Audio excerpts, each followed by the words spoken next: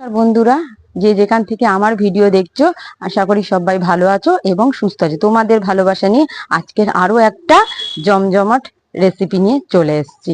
আজকের বানাবো এঁচড়। এঁচড় তো ধরো শেষ হতে যাচ্ছে, এখনো আমি রান্নাঘরে এখনো এঁচড় তোমাদেরকে রান্না করে দেখাইনি। তাই আজকের আমি ঠিক করেছি গাছ থেকে পেরে এঁচড়ের কোপ্তাকারি করে তোমাদেরকে দেখাবো, খুব কম মশলায় এবং খুব কম সময়ের মধ্যে। তাহলে চলো গাছ থেকে আগে এঁচড়টাকে তো পেরে নি।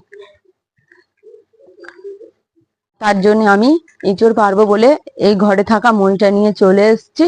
যেহেতু মইয়ের ওপর উঠে যদি এঁচড়টা কাটি, তাহলে যে এঁচড়ের যে আঠাটা, আমি যদি নিচ থেকে কাটি না, এঁচড়ের আঠাটা না গায়ে লাগবে বা চোখে পড়তে পারে।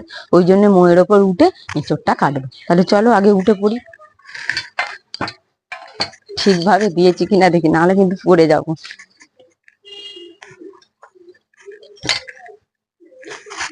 উঠতে পেরেছি।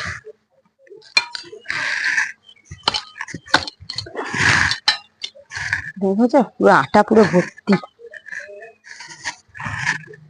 একটু এ করে দিই, আটাটা একটু ঝরে যা।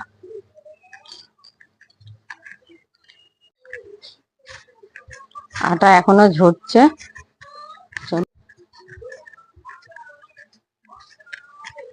তাহলে রান্নার জায়গায় চলে এসেছি।